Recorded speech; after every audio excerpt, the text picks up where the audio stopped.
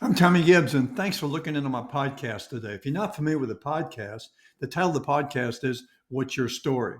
I've always been fascinated by people and their life's journey from the time they were just getting out of school to wherever they are today in their life's journey. So I've always had this inquisitive mindset about, hey, tell me your story.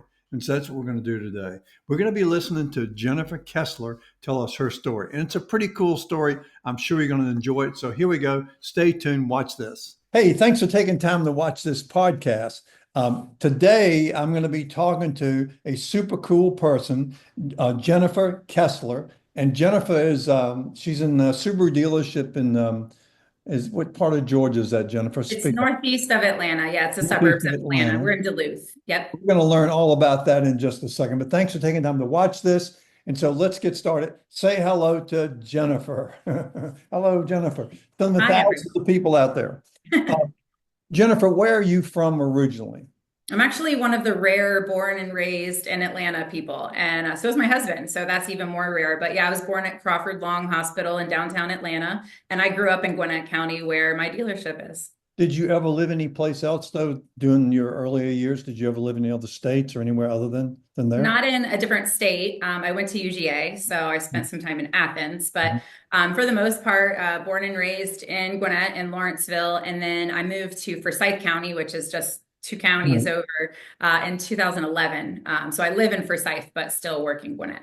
Now, when you got out of high school, you went away to college. Is that what you just told me? Yes. Mhm.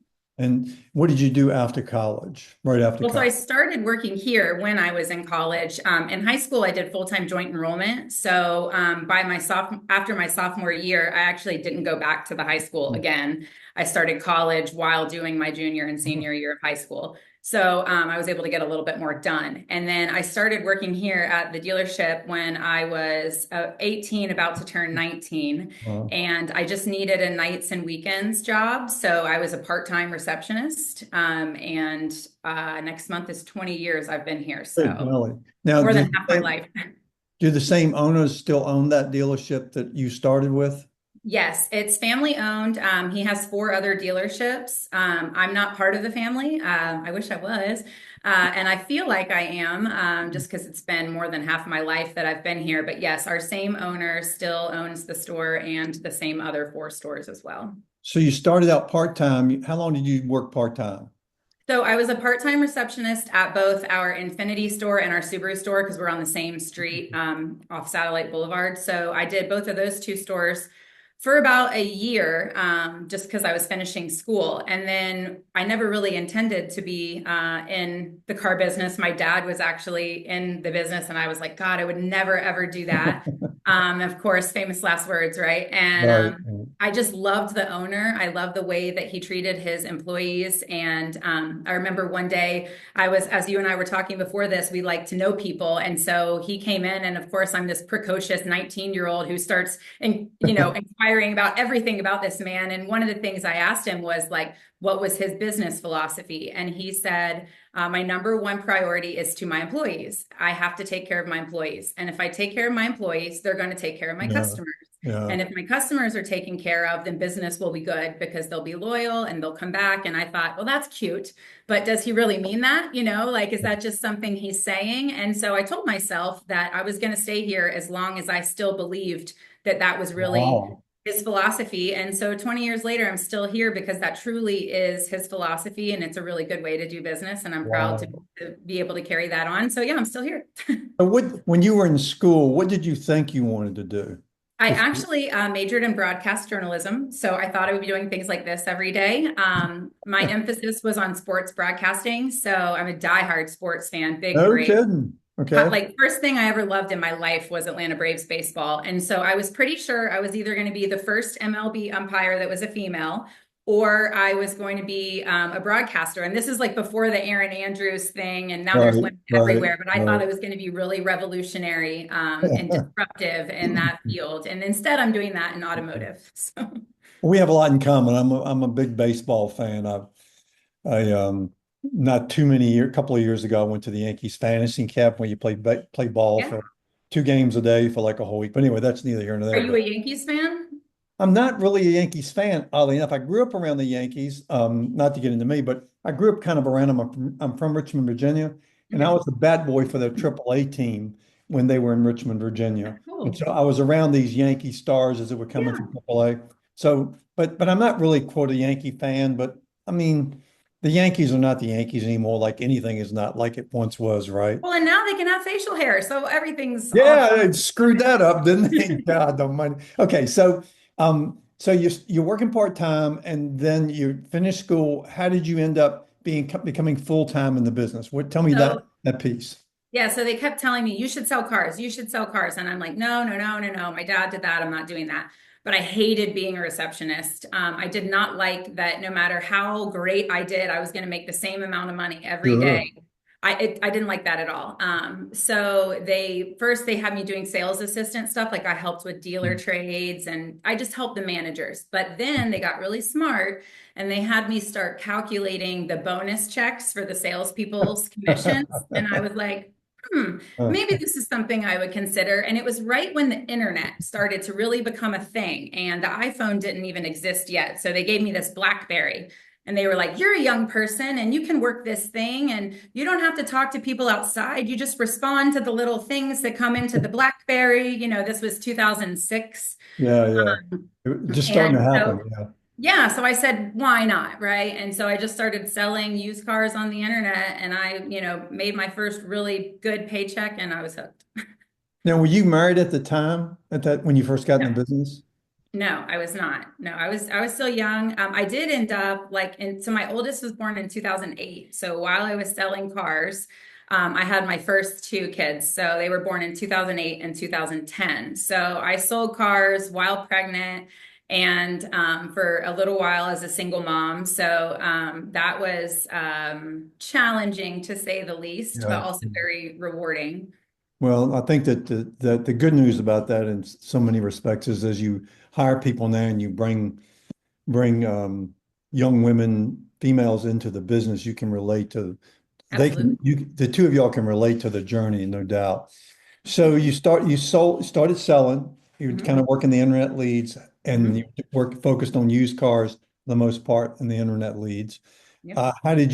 What was the progression from there? So I was doing just used cars internet at our Infinity store at that time. And on maternity leave with my second oldest, who was born in 2010, my boss and I, my used car sales manager, who I work directly with, are kind of the same person. So we butted heads a lot. And he would frustrate me because he was in charge of me. And he would always win. And so I reached out to the GM and I was like, look, I don't want to sell cars for him anymore. And now I'm going to have two kids under the age of 3 as a single mom. Like, I don't Wow. want to work 60 hours a week. So is there anything else I can do? And he said, well, I've got this opportunity. And back then, when our dealerships would use the word opportunity, it meant they were going to try to force you to go to Subaru, which was terrible. It was like the Yeah. worst. And I was like, nah, before you say anything, I'm not going to Subaru. Their cars are ugly. Their customers are weird. I'm not going down there. He's like, hold on, hold on. And so he said, so this is now 2010, and the Subaru store didn't even have a CRM. So Yeah. like I've been selling cars on the internet for 4+ years and they didn't have a CRM, an internet department, any sort of a process for anything. And so he said, Monday through Friday, 9 to 5, come be an internet manager, set up an internet department because you've been doing internet sales for 4 years. You've learned from the best. And he's like, I need your help. So that was an offer I couldn't refuse. It lasted about a month before I was working every Saturday and, like seeing things that were messed up that needed fixing, Right. because that's me. I'm like, this is broken. It needs to be fixed. We need to Yeah. change this, right? And my old GM knew what he was doing because he knew I would do that. And so I ended up down at Subaru where it was a very small operation. We were losing money every month. So the stakes were very low.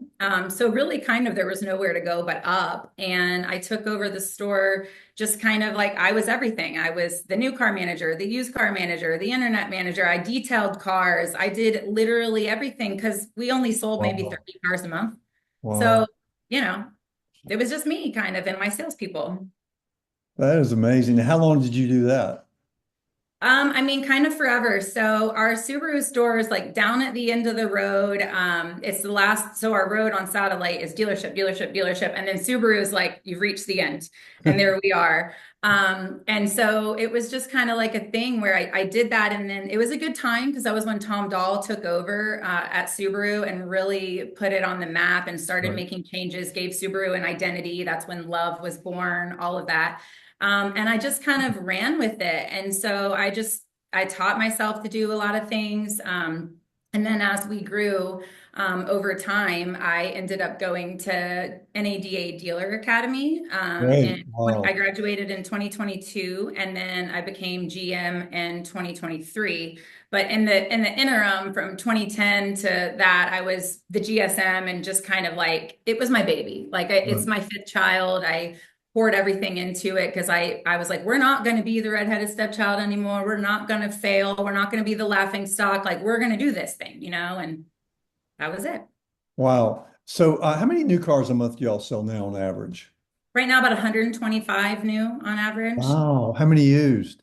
We're approaching about 100 as an average. So That is outstanding. yeah. Tell me about your management. You have a GSM, new car, used car, Yeah, so we how you have structure? been, well, we had our old building that we were in since 2001. We renovated that in 2015. And it's funny, at the time, we were in trailers, and that was my first like construction project. So that was a unique experience. Like I was having to schedule the trucks to come and pump the toilets. Like it was not at all what I expected my job in the car business to look like. But we renovated that in 2015, and that is now our used car building. So it's on an attached lot, but it is its own entity. And I've got a used car director that's down there. And then now I have a used car sales manager that was one of my best salespeople that I hired as a porter in 2015. And Wow. yeah, he worked his way up and was like one of my best my best salesperson for several years. And then back in this past October, I promoted him to a used car sales manager because we started selling almost 1-to-1 new to used. And so my used car director needs some help down there. So that's what we've got set up down there. And then up here at the main new car store is parts, service, all of that. So I've got a new car director. He's been with me since 2011. And then a new sales manager. I just promoted her on Saturday. So she started out for me as like an internet person and worked her way up, sold cars. I sent her to F&I school, and now she's on the desk. Wow. So those two are doing that. And then I've got a finance director. She's amazing. She's been in the business a long time. Her name's Susan, and two finance managers. So that's kind of my variable staff. Jennifer, there's no question that Subaru has improved over the years. It's a great product line now, but it wasn't always that great. But aside from Subaru just being the brand that it is, what is it you've done over those years though that's made such a big difference? If you could put your finger on one or two items, why have you guys had such a major improvement? Well, I think a lot of it did start with Subaru, and it starts with my owner's philosophy, where it's really that we're in the people business. Like we're not in the car business. Like the cars are a vessel for us to do what we do with people, but really this is people business, and we're helping people make maybe the largest purchase ever. I used to always say like the second largest purchase they'll ever make, but now people aren't buying homes. So this very Yeah, well could be the largest purchase they ever make, and it should be an experience. And, we should do things in a way that's relational and not transactional. And so we kind of just, I call ourselves the anti-dealer. Our tagline is "You'll love the difference," and yeah, try to just tell the story of like, hey, I was born in the 80s, so I'm not doing business like it's the 80s, right? Like, right, let's right. be real, let's be transparent, let's have a conversation, and let's disrupt the way that everybody thinks this is going to go. And that's worked out really well for us. That is awesome. Who is your owner? Who is you mentioned that before, but who is that? So we don't always say his name. Well, you don't have to if you don't want to. He's kind of, yeah, If he's he toxic, Yeah, well, so what he is he empowers his general managers to good. run the dealerships. And when he throws his name out there, people try to like circumvent Understand. the owners or the Gene. managers of the dealership. But he's a really, really great man from Missouri originally. His father had dealerships there, and then they moved out to Atlanta in the 60s and bought a Mercedes store. And so we have two Mercedes stores, two Oh, Infiniti stores, and then my store, and they're all here in the suburbs of Atlanta. okay. So you have five total stores in the group. Is that right? Yep.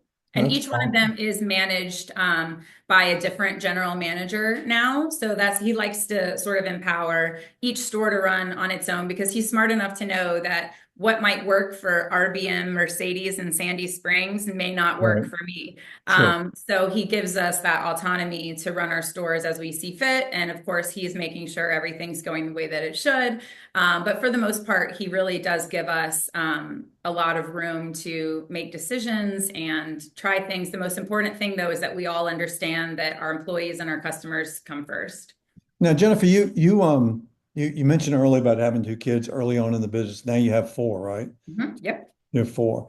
Can you tell us a little bit, the audience, a little bit about the challenges of being in this business and helping to manage a family? I mean, that's got to be really challenging. Can you It give us some is. advice? Yeah, it is. So I actually met my husband when I was a single mom. I called him on a car deal. He worked for Wells Fargo Auto. Yeah.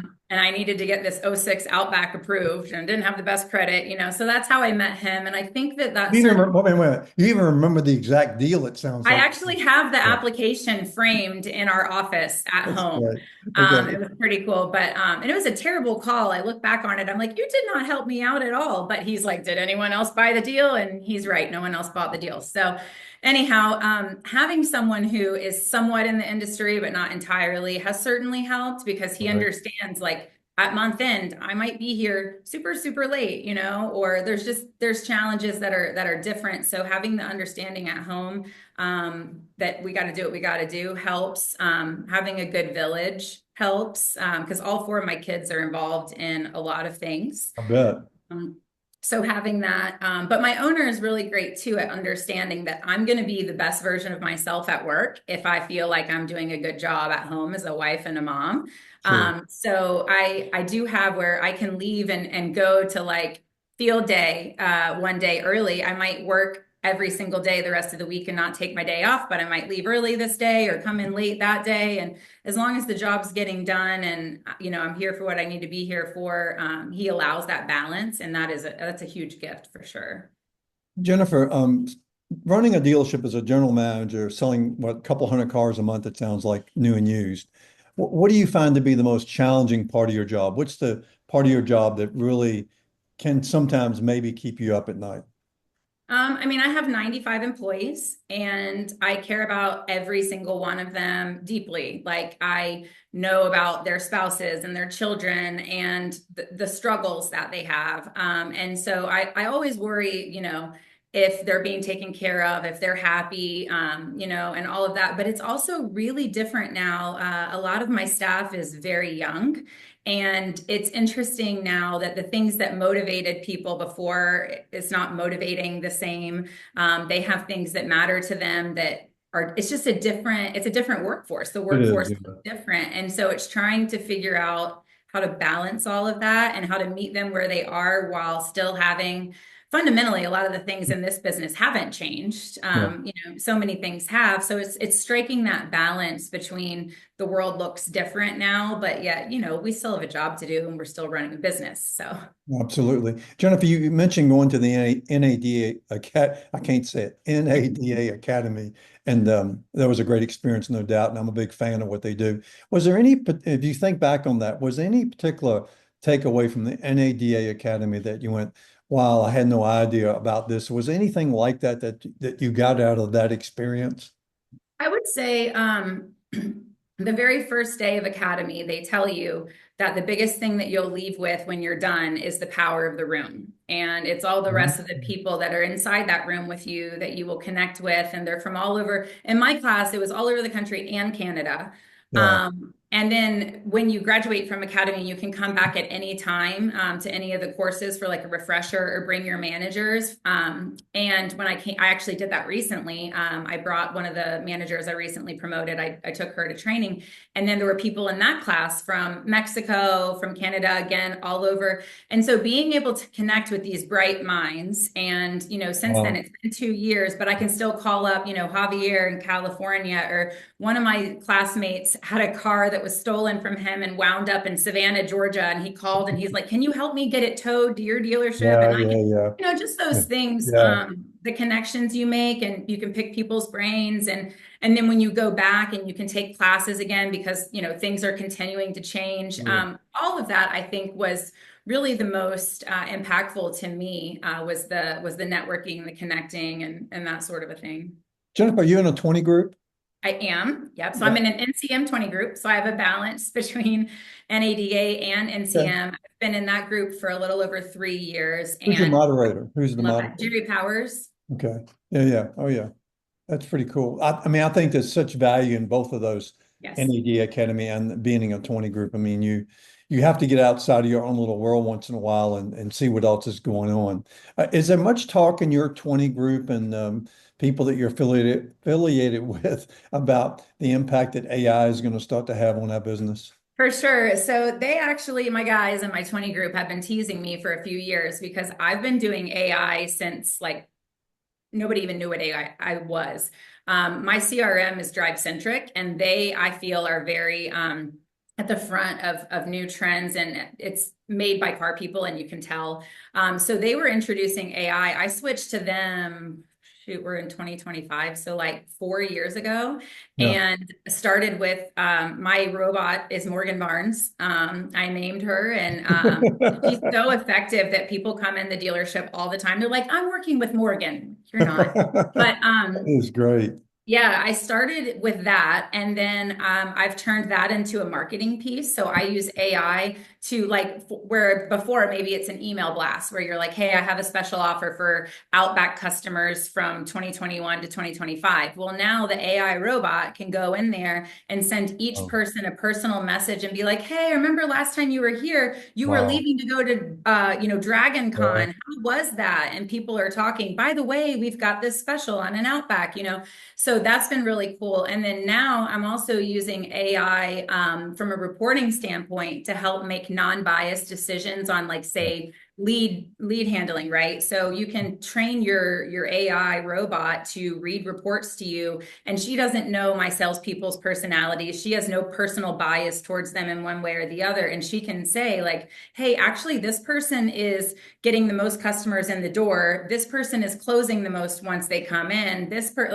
And give you feedback that removes all bias and personal feelings so that you can take that information and use what you actually know as a Mm, human managing these people to make kind of more informed decisions. So it's sure. it's definitely something we talk about all the time. Are you on Clubhouse? Do you know what Clubhouse is? Yes, You I have know? Clubhouse. It started actually from Academy. So I was on a Clubhouse call this morning with Brian Kramer was on it. I don't know if you know Brian or not, but he's really brilliant. And he was talking about that 6 months from now, AI is going to do all your desking or deals for you. It's just going to, that's the way it's going to be. And then your managers will have time to develop people, recruit people, and that great. sort of thing. So I don't know how soon that is, but that's what he's saying is going to happen. He's pretty Yeah, I fast. actually have eliminated the need for an internet manager. I've been going for 6 months without one, just to see. That's the role that Emma, that I told you, is now on the desk. That was what she was doing before. So Yeah. she's been kind of trying out on the desk for 6 months now, and I've been trying to see, can I use AI to fill this role? And in my platform, she can actually tell me, like, here's how many customers I've analyzed, here's how many I've talked to, here's the work. I'm doing the work of X number of humans. And over the last 90 days, she's done the work of 8 humans. Wow. And you can look at the hours and all of this. So it's Yeah. really, really interesting. And it takes a lot of management. Like, you can't just turn it on and let it run. Sure. You can get in a lot of trouble. And I definitely did in the beginning. Like, Morgan Barnes was reaching out to customers at 4 a.m. And I had a lady calling me mad that this girl was calling her husband at 4 a.m. I'm like, she's Oh a no. robot. Also, your husband put in a lead at 4 Oh a.m. no. Just so you know. But Now, I'm jumping around a little bit, so I apologize. But you have you've added to the culture that your owner taught you over the years in the very beginning. It sounds like to me you really have built on that. With that in mind, do you do ongoing what I would call cultural training and or what type of ongoing training do you do for your employees, new employees, people have been with you? Is training a big part of what you do? It And is. do you have some cultural training that you're constantly having to bring people up to speed on and remind them? Yes, so that's like woven in the fabric of what we're doing. One of the things I learned in Academy, I love stats and I love reading, I'm a nerd. But it was just talking about how much more likely you are to retain employees if you have a solid onboarding process. And I'm like, Yeah. why do we just bring people in and be like, get certified, here's a computer, sell Yeah. something, you know? So one of the first things I did when I became GM is I created an onboarding book. It's like 100 something pages, and it gives a very structured. It starts with who we are, our company, our vision, our mission Right. statement, you know, all of that. Then all the Subaru things, the love promise, what we do in the community. Just it starts there, right? Because that's the Yeah. most important thing. Because if you can't be an ambassador of our culture within these walls and also outside of these walls, I don't want you on my team. Um, so we start there and then we work through a process, and it looks different for someone who maybe has sold cars before or has been an advisor before, but it also looks different for someone who's green and brand new, because I want to take the time to make sure they feel like they know who to go to, what to do. And so it's very Absolutely. involved. Yeah, it's super involved. And then we also have training every other Friday at 8:30 a.m. that is hosted by different managers with different topics. So we plan it out 6 months in advance.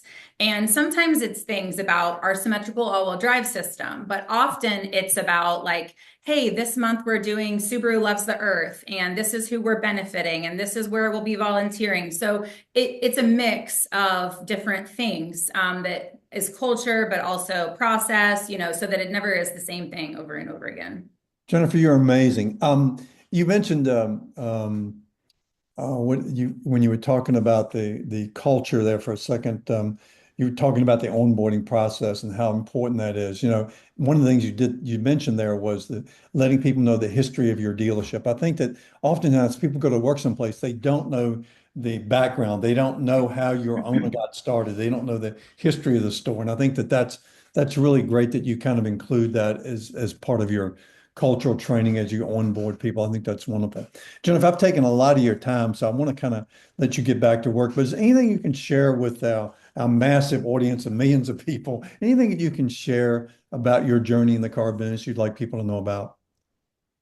I mean, I don't know that there's any one thing. I know like when I graduated from Academy, all my instructors were like, we need more women in the business. Will you make a video about women in automotive? And, you know, I think personally, anybody can succeed in this business no matter what, like, you know, male, female, young, old, doesn't matter what ethnicity. I mean, truly there's so many things that you can do within this industry to be successful. And I think it's a fun industry. I think we do a really poor job of bringing people in and Yeah. talking to them about like what it could be. There's so many preconceived notions out there about automotive. So I think that we as an industry need to do a better job of telling our story. You know, I believe that if you could tell a story, you can sell a car. If you can tell a story, you Yeah. can sell warranty. If you can tell a story, you can sell service. And all these things are just a way to connect with people. So I just think we need to do a better job of that. Amen.